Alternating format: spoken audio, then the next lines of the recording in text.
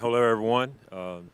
Really good game for our team yesterday. Just a terrific win. We were in our team meeting just probably about 30 minutes ago, just talking about the perseverance and the resiliency of our players. Just a terrific win on the road. Just a great job by all of our guys. Jen Mueller. Coach, you've been around a lot of teams. What is it about this team that allows them to be resilient? Or what's the common thread among any team that's able to be this resilient? I think, Jen, it starts with your leadership. Mike has done a really good job of building the culture here and really getting the guys focused and really getting their mindset where it needs to be able to go on the road and overcome some of the things that we overcame yesterday. And, of course, the leadership on your team, people like Leonard Williams, Jarran Reed, Geno, DK, just Tyler, different guys just stepping up and carrying that message into the locker room where guys always believe that we have a chance in every single ball game. So we have tremendous leadership on our team, and I think that's one of the reasons we've been able to persevere. John Boyle. Yeah, Leslie, since we have you to talk here, what you've seen from Mike and his kind of adjustment to this first year as a head coach, just how have you seen him kind of grow and evolve as he gets used to this job for the first time? It's been great to see, John, just his maturation from back in April when we had our first team meeting and just seeing how he's evolved and grown as a coach. Wearing a dual hat, being the head coach along with handling our defense as well. Just the way the guys have responded to his leadership style has been really, really good. But his involvement in knowing when to interject some humor and let them see his personality, along with being able to be stern when he needs to be and demanding at the same time, but also letting the guys be themselves. It's been great to watch as he's grown as well as our team. And just to follow up, but maybe what changes for you today and maybe for a couple of days going forward with him out? What's the week going to look like for you? Really excited for Mike and Stephanie for what they're experiencing. My wife and I, we have 3 kids, so I remember those days. So really excited for him. But for me, Mike has put together a great foundation. It's just a matter of getting out of the way and let the coaches do what they do and let the players do what they do. And we've got a good infrastructure set, and it should bode well for us as we go forward. Brady. Leslie, what have you thought of the special teams this season, and in particular yesterday with some of the errors on the kickoff return and then the kickoff return that you guys allowed for a touchdown as well? Yeah, we've had some moments that have been challenging for sure throughout this season, but we've had some highlight moments as well. And so yesterday was definitely a challenge in a lot of ways. You don't like to see a kickoff return for a touchdown. You don't want to see, blocked field goals or extra points. That always kind of gets under your skin, and especially if the ball's on the ground, if you're putting the ball on the ground. So we've got some things that we have to get cleaned up in order for us to get to where we want to be as a team. And I know Jay Harbaugh and our players are working on that extremely hard. But we've had some challenges for sure. But we've done a really good job most of the season covering kicks. There was a period there, I think we were number 1 in the league in covering kicks. And yesterday kind of puts a dent in that. But we'll get it right. We'll get it fixed, and our guys are anxious to get back on the field and show that we're getting it fixed. And a follow-up to that, who takes over for Laviska Shenault as the primary kickoff return guy? So we're still working through that, and we'll have a better idea over the next probably 24, 48 hours, but we're still working through that. Thank you. You're welcome. Masvita. Hey, Leslie, I wonder if you could just talk about how critical unselfish play is to a defense. And then it's shown up pronouncedly in the last 2 games. Each one, when you get a pick 6, there's like a cavalry that's leading the person, just so that it shows there. Can you just talk about how that's important in a defense as you build this thing? Yeah, that unselfish nature that our defense has displayed, where guys are selfless when it comes to wanting to see their teammates do well. And you're right. A great example of that is when one guy makes a big play, you see how the other players react. That tells you something. There's a unity there. There's a group of guys that are really pulling for one another. And it's always great to be able to get a defensive score. And, we've been able to get it done, in back-to-back weeks, which is not easy to do. But it starts, once again, with having the type of leaders that we have on our defense. A guy like Spoon, he's not, looking to get patted on the back. He just wants to make plays, and he's happy when one of his teammates makes a play. And the same with Leonard. Leo is a tremendous player, so well respected throughout this league. But he's just as happy as if Mafe gets a sack and he doesn't. He's thrilled if EJ makes a tackle. I mean, that means a lot to him, and that kind of permeates our entire defense. Those guys are always pulling for each other, and it's a great thing to see. Thank you. Curtis?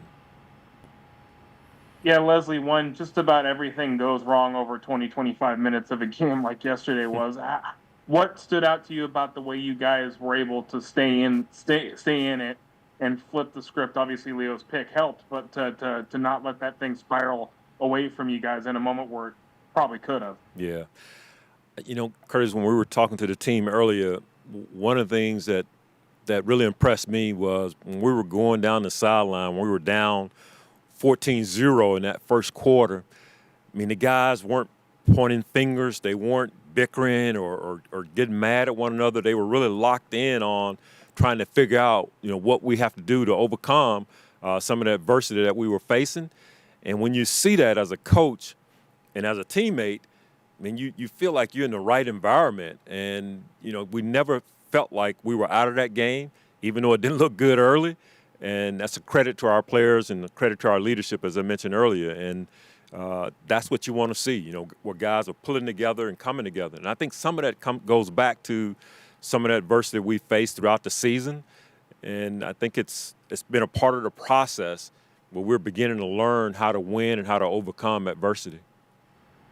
And defensively, being a defensive guy yourself, what stood out the most to you about the stretch you guys have been on the last 3-4 games here, where you flipped things around and gotten to this level of play that you have?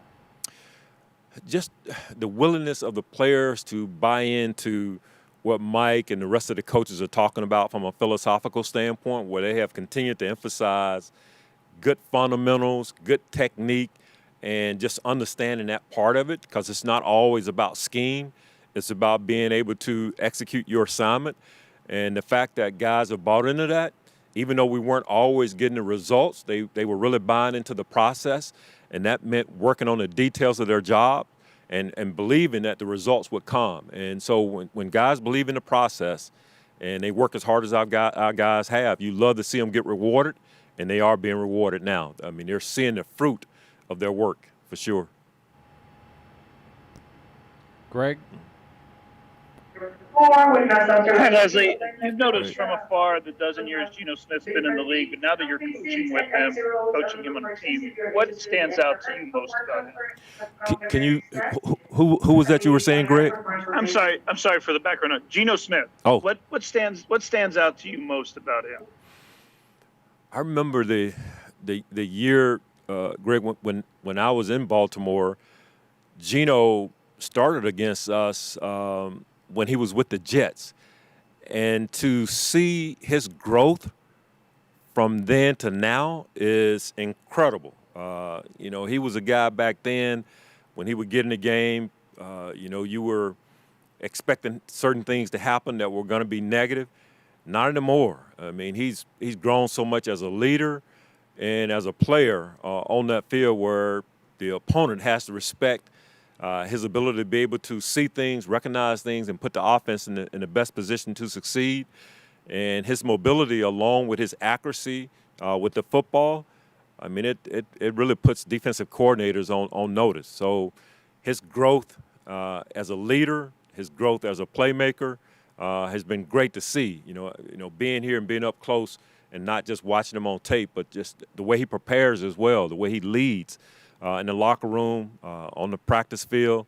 I mean, all those things have been so impressive, and just really happy for him to see some of the success that he's having.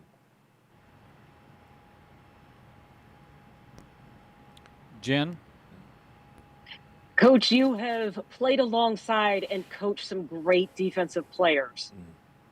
Where does Leonard Williams rank among all of those guys for what he can do?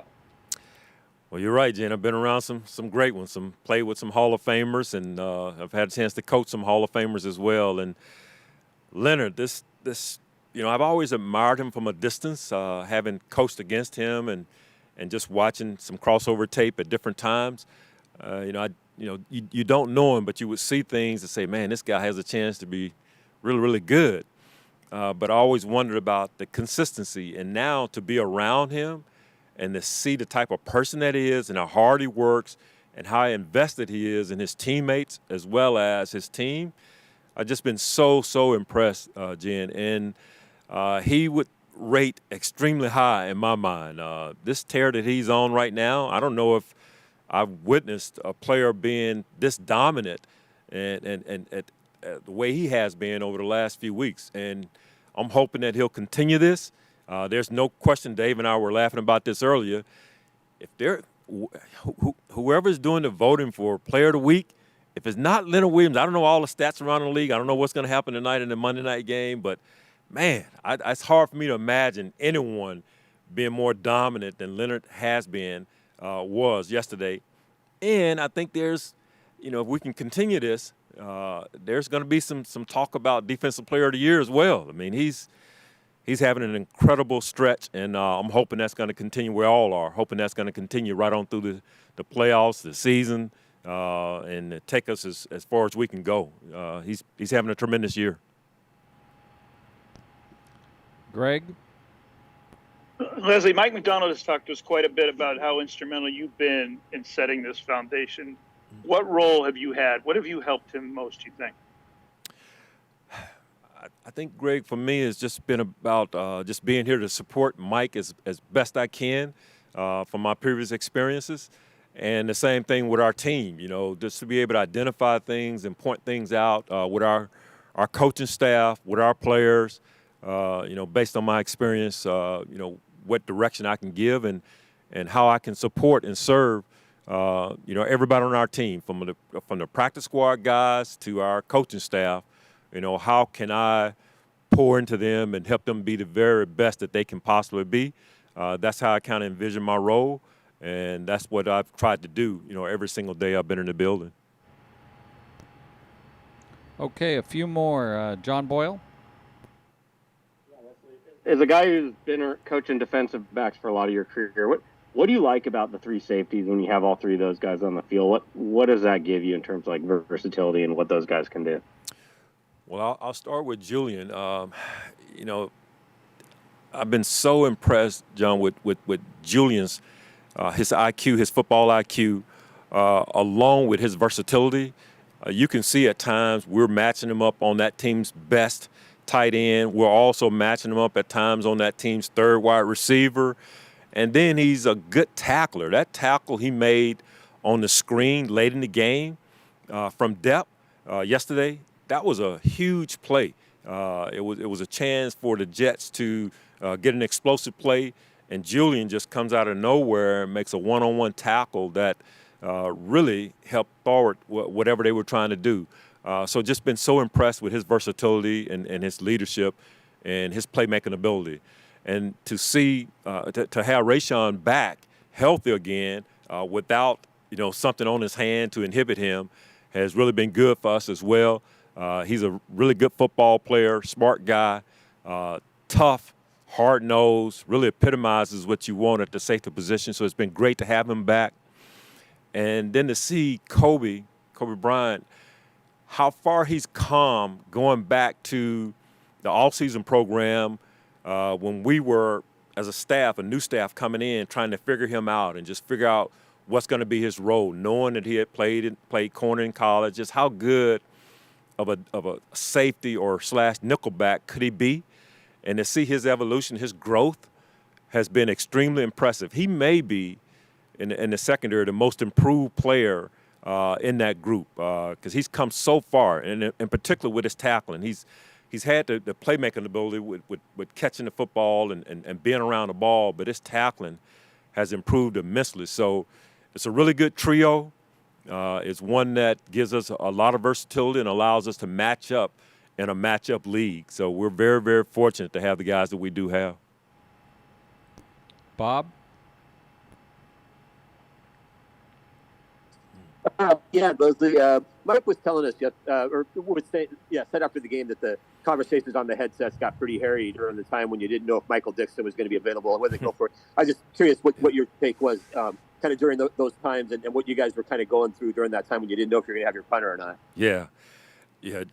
Jeff, Dave, and I, we were talking about that upstairs before I came down. That was a tricky period there when we were trying to figure out, what we were going to do next and finding ourselves in situations where, it's fourth and more than what we will want to do as far as going forward versus punting the football. And, we had to make some tough decisions during the course of that game. And, it's a situation you don't want to be in, but we found ourselves there and our guys responded and making plays in some tough moments. But we did have some good, healthy discussion, and fortunately it worked out for us where we were able to convert some fourth downs in some critical situations. Masvita, and then Brady. Okay. Coach, can you talk about Mike Macdonald's attention to detail from practice to game to practice? And then is there any traits that you see in him when you were at that stage in your long, storied coaching career? Yeah. Just observing Mike and seeing him today versus, say, 7 years ago when we were both in Baltimore together, he was always attentive to details at that time, but he was a little quieter than he is today. And to now see him let his personality show a little more and being as detailed as he is, to be as animated as he can get sometimes, which you guys probably don't see that side of him, but our players do. It's really good to see that he'll let his personality show. Because one of the things that you have to be careful about, Miles, when you are a guy who can handle a lot from a mental standpoint, you want to be able to continue to relate to the players and be able to communicate in a way where they can be at your level and you can be at their level and not talk above their head. And Mike does a terrific job of that. As hard as he works and getting information, but then being able to share that information to where the players can get it, that's an art. There are a lot of guys that know a lot, but don't get it communicated to the players. And so what good does that do? So just really been impressed with that side of him and just his ability to be able to articulate to the players what's needed and yet being as detailed as possible, but being able to communicate in a way where they can understand it. So just been very, very impressed with that. In comparison to myself, no, Mike is light years ahead of where I was at that stage of my career. So he's doing a great job. Figured you'd say that. Thank you. Yes. Last question, Brady. Hey, Leslie, did Mike give you a sense as to how long he's going to be away from the team? Are you preparing to coach the team on Sunday? I don't know how many of you are parents on the call, but when you get that call and you're told that you're getting close, close can mean a lot of things, and it's such an unknown right now. So we'll kind of play it by ear and just see what happens day to day. But it could be as soon as tonight. We could get a word tonight that the baby is here. It could be tomorrow.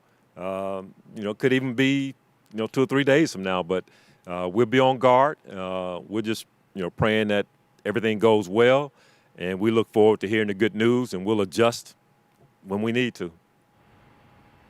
Thank you. All You're right. welcome. Thank you, everybody. Thank you, Leslie. Thank you. See you guys.